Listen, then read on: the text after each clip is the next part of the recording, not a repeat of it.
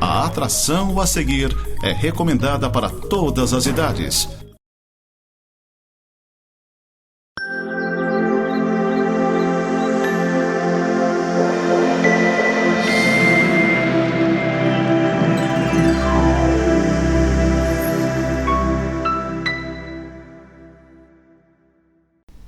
Olá, seja bem-vindo ao programa Semeando para a Vida Eterna. Este é um programa da Igreja Presbiteriana de Lages. Nós estamos atuando aqui em Lages desde 1904. Olha só, gente, são 121 anos de presbiterianismo aqui. Os trabalhos começaram com mais força em 1907 e em 1957 nós fomos organizados como igreja.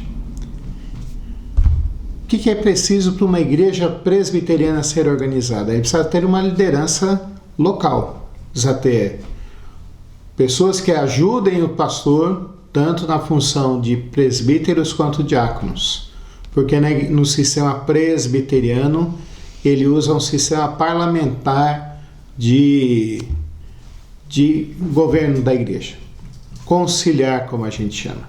O pastor não governa sozinho a igreja. Eu sou o pastor Paulo e sou o pastor efetivo da Igreja Presbiteriana de Lages hoje. Estou te apresentando ela, talvez você não sabia desse detalhe da Igreja Presbiteriana de Lages. E agora, em janeiro, nós completamos 68 anos de organização, fizemos a comemoração desse aniversário até ontem, até agora é o final de março, né? E nós estamos muito felizes por comemorar 68 anos de trabalhos aqui. Já pensamos em fazer um hospital evangélico aqui? Sim, já houve um projeto de fazer um hospital evangélico bem onde que é o posto Rex ali no Coral.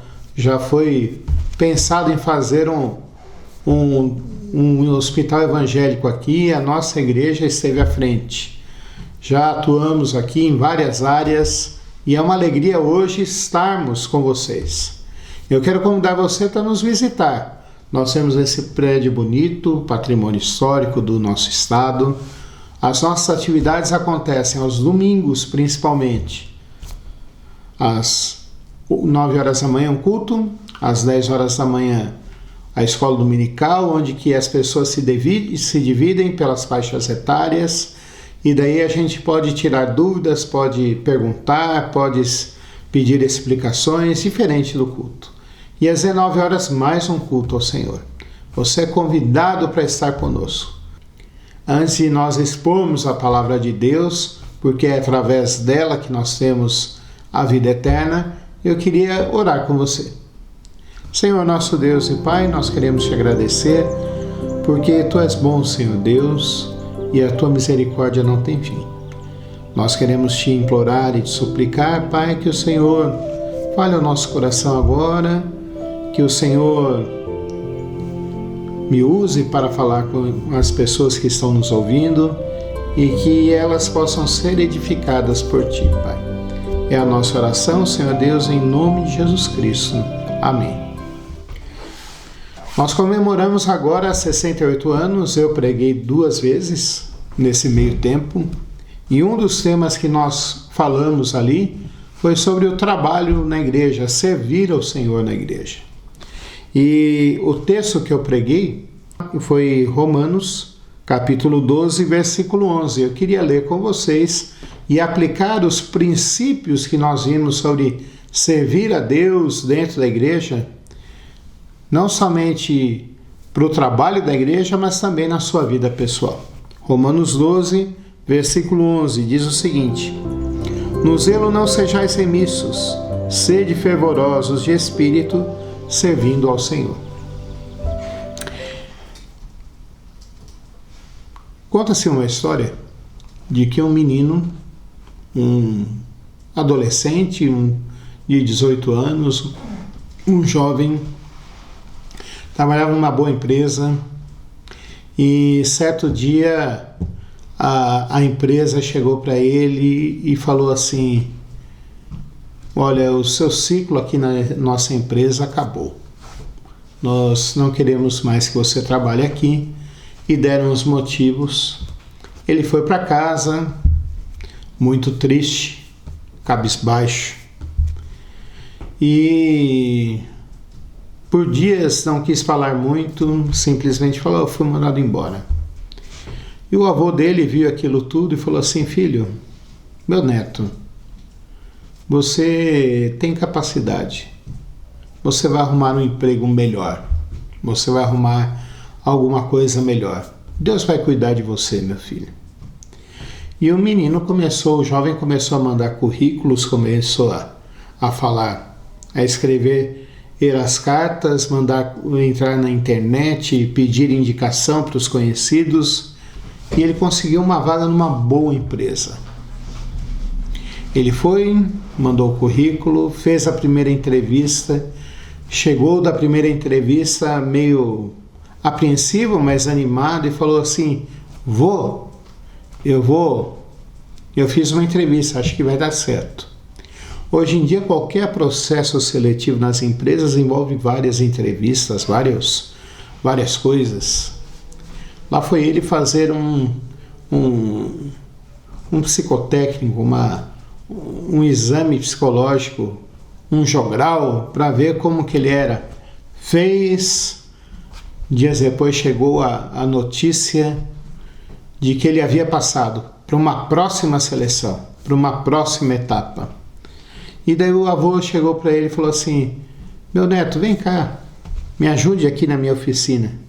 E o avô estava mexendo ali com madeira, fazendo alguma coisa em madeira, porque ele gostava de mexer com marcenaria.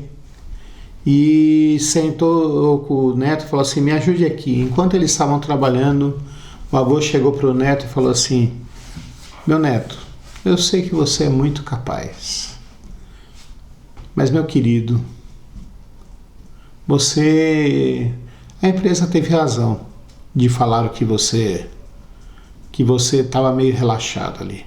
Mas, meu neto, você chegava todo dia atrasado. Isso não é bom para você. A empresa precisa confiar em você e precisa entender que você é uma pessoa de responsabilidade e de confiança. Continuaram trabalhando, ele falou assim: não, vô, realmente você tem razão, eu chegava atrasado todo dia, quase todo dia. Daí o vô, vendo que o menino tinha entendido a mensagem, chegou para ele e falou assim: meu querido, deixa eu te dizer mais uma coisa, você tem que deixar o teu celular de lado. Mas, vô, eu sou aposentado, meu neto, e eu sou meio viciado no celular. E toda hora que eu estava na internet e no meu celular eu via que você estava online lá no WhatsApp. Não pode ser assim, meu neto. Você precisa trabalhar, a empresa está pagando para você se dedicar com tudo aquilo que você tem.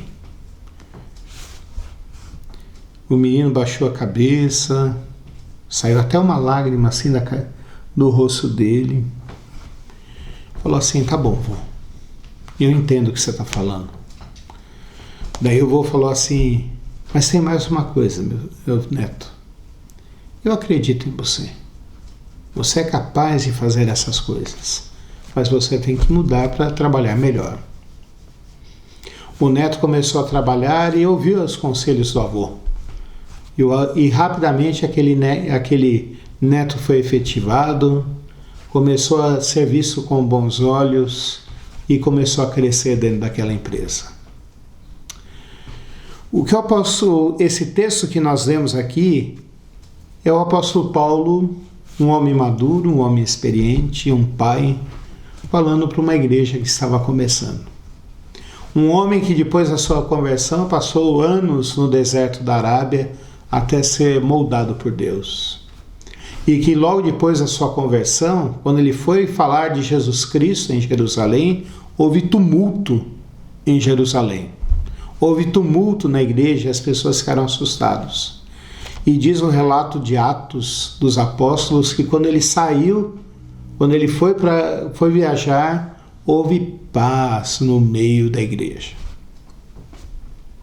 E que depois disso passou anos no deserto da Arábia, 12 anos ali sendo moldado por Deus. E daí sim esse homem começa agora a falar sobre Jesus Cristo. E ele nunca tinha ido para Roma. Essa era uma igreja que ele não conhecia pessoalmente. Ele foi para Roma depois preso, mas mesmo assim pregou o evangelho e as pessoas podiam visitá-lo porque era uma prisão domiciliar. Mas aqui, sem conhecer aquela igreja, ele dá conselhos para aquele povo, para o trabalho dentro da igreja e fora da igreja também. E a primeira coisa que ele fala aqui é: no zelo não sejam remissos. Vou traduzir aqui bem para a linguagem nossa, serrana, porque eu já estou me adaptando a essa linguagem serrana. Pode parecer meio ofensivo para a gente, mas em tudo aquilo que nós fizermos, nós não podemos ser jaguaras. Em tudo aquilo que a gente fizer, a gente tem que se dedicar ao máximo. Não dá para ficar fazendo as coisas de qualquer jeito. Não dá para fazer as coisas sem dedicação. Nós precisamos fazer as coisas com zelo, com cuidado, se dedicando, dando o máximo da gente. Foi isso que o avô falou para aquele jovem, aquele adolescente. Na nossa vida, tudo aquilo que nós fazemos, tudo aquilo que vier às nossas mãos, nós não podemos fazer as coisas simplesmente por fazer. Pastor, como é fazer as coisas simplesmente por fazer? Eu vou te dar aqui 2 exemplos para você me entender bem. Às vezes nós estamos em algum lugar, algum emprego, que a gente não gosta. E por não gostar, a gente faz as coisas de qualquer jeito. E por fazer as coisas de qualquer jeito, a gente nunca vai crescer. Podemos até continuar lá, porque você tem talento, porque você tem capacidade, por você ter habilidades técnicas, mas você, por fazer as coisas de qualquer jeito, você nunca vai chegar a lugar algum. E assim na nossa casa. Quando eu faço alguma coisa lá em casa que é de qualquer jeito, dá para se perceber logo. Pastor, dá. Quando nós fazemos as coisas de qualquer jeito, dá logo para perceber. Exemplo, e isso não é mal. Tem gente que não gosta de limpar a casa. Isso não é mal. Se você tiver condições de pagar alguém que limpe a sua casa, ótimo, maravilha. Isso não é mal. Mas a pessoa que não gosta de limpar a casa nunca vai olhar os cantinhos, nunca vai passar um pano a mais assim. Vai ser sempre tudo muito corrido e vai dizer assim: eu já fiz a minha parte. O outro exemplo que eu vou te dar é de coisa boa. E daí você vai me entender melhor. Quantas vezes a gente não está cansado, mas a gente tem um convite para ir na casa de uma pessoa para tomar um café, para participar de um churrasco.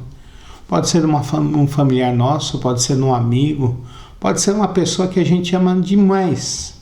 Mas naquele dia você está cansado. E se você vira e fala assim: não, mas eu vou lá. Se você já passou por isso, você já deve estar entendendo o que eu vou falar aqui. A gente chega naquele lugar, está todo mundo dando risada, a gente até dá risada, a gente está até feliz também. Mas vai ter uma hora que alguém vai chegar para você e vai falar assim: o que você tem? Daí você vai virar e falar assim: eu não tenho nada. Não, mas você não está dando risada, você está longe. O que você tem? Daí você é obrigado a confessar e falar assim: eu vim porque você pediu, você me convidou. Mas eu estou tão cansado que eu não estou aproveitando nada. Você estava ali só de corpo presente, mas você não aproveitou nada. E o apóstolo Paulo aqui dizendo para aqueles irmãos, para aquelas pessoas de Roma daquela época, fala assim: olha, vocês não podem ser relaxados. Daí ele fala o oposto agora. Sede fervorosos de espírito. O que é ser fervoroso de espírito? Animado, dedicado, entendendo que tudo aquilo que a gente faz é importante na nossa vida. Entendendo que o limpar a casa, mesmo que seja chato, mesmo que às vezes a gente não goste, mesmo que a gente não entenda isso, é importante. Porque uma casa suja traz doenças para nós. No mínimo uma rinite. Pode trazer outras coisas. Eu por muito tempo, por um tempo, 1 ano e meio, eu trabalhei como corretor de imóveis em São Paulo. E a coisa que a gente mais detestava era entrar numa casa que não tinha ninguém morando e fechada há muito tempo. A gente chegava, entrava naquela casa e a hora que saía daquela casa já batia o pé, já batia as roupas, porque sabia que ia ter pulga lá dentro.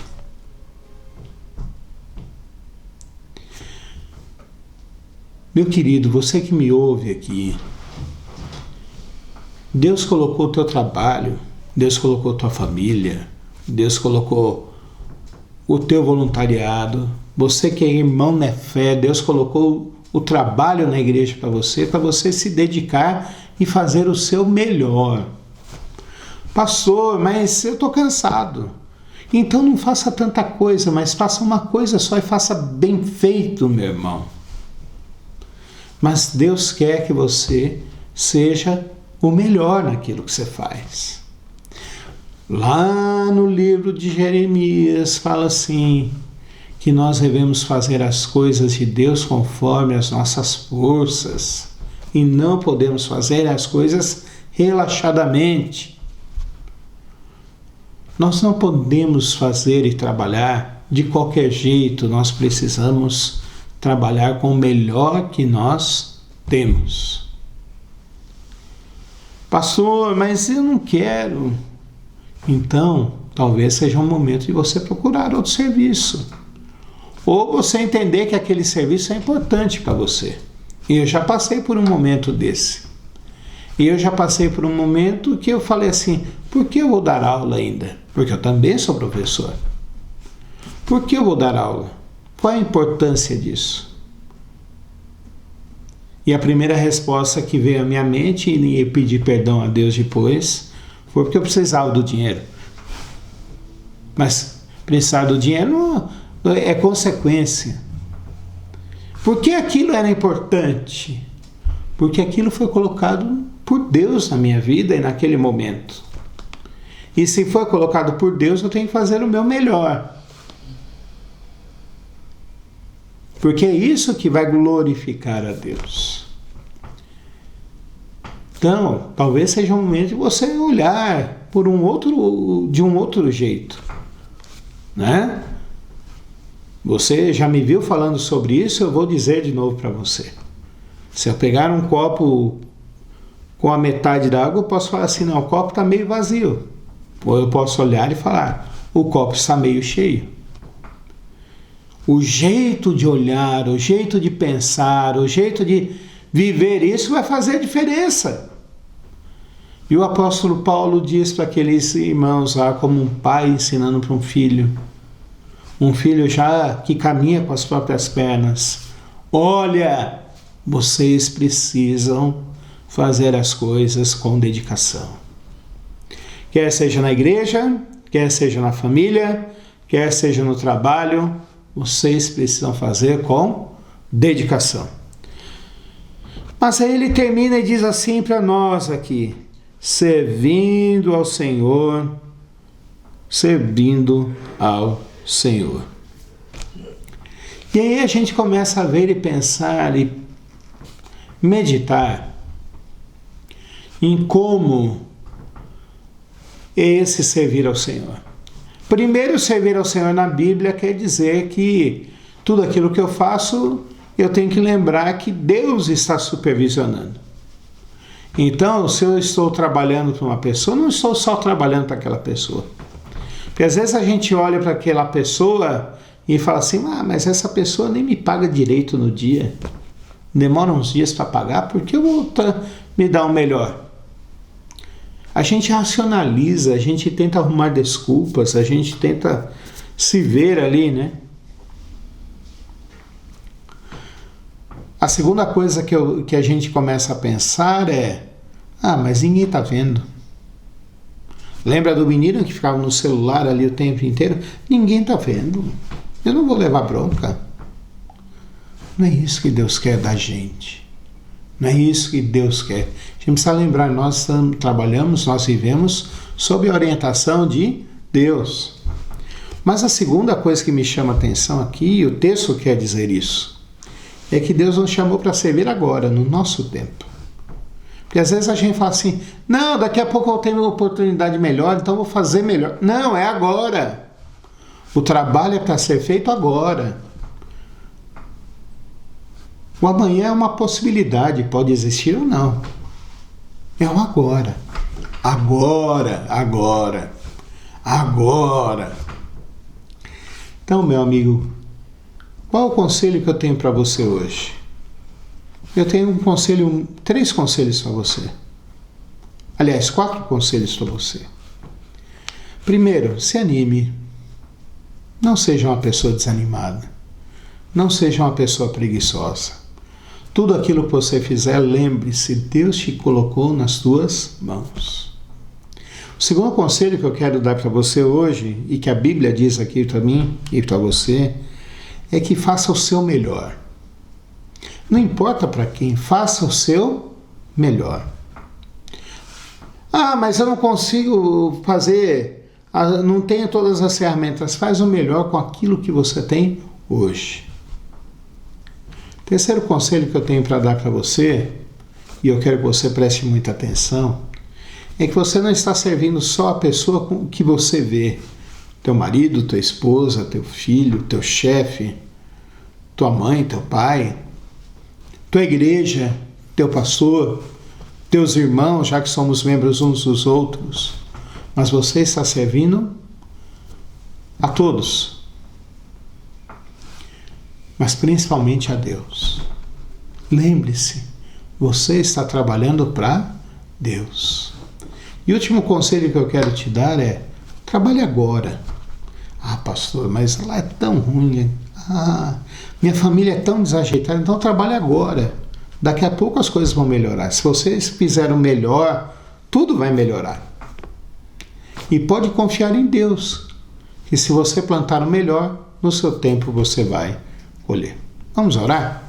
Senhor nosso Deus e Pai, nós queremos te agradecer, porque hoje nós vimos conselhos práticos, Pai Santo, sobre como viver a nossa vida. Nós queremos te implorar e te suplicar que o Senhor nos abençoe, que o Senhor nos guarde, Pai Santo, e que o Senhor faça com que sejamos pessoas dedicadas, Pai, e que lembremos que trabalhamos para Ti, Pai, e que é no nosso tempo agora. Que o Senhor cuide de cada pessoa, que o Senhor dê sustento para cada pessoa, o Senhor cuide da saúde, da família, que o Senhor cuide da educação, que o Senhor cuide das emoções, Pai Santo, que o Senhor cuide das relações familiares, Pai. Abençoa a nossa cidade que tem sofrido tanto, Pai Santo, e é com questões morais, Pai Santo, e com pessoas que não sabem respeitar o outro, Pai. Tenha misericórdia, Pai. Tenha misericórdia do nosso estado, Pai Santo, e do nosso país. É a nossa oração em nome de Jesus Cristo. Amém. Quero convidar você para fazer uma visita para nós lá na Igreja Presbiteriana de Lages, Rua Fausto de Souza, número 353, no centro, em frente do Quero Café. Convido você também para continuar vendo a programação da Nova Era TV e até o próximo programa. O jardim onde Cristo me espera é lugar de delícia e de paz. A certeza de sua presença dá-me vida feliz e eficaz. Oh, que lindo jardim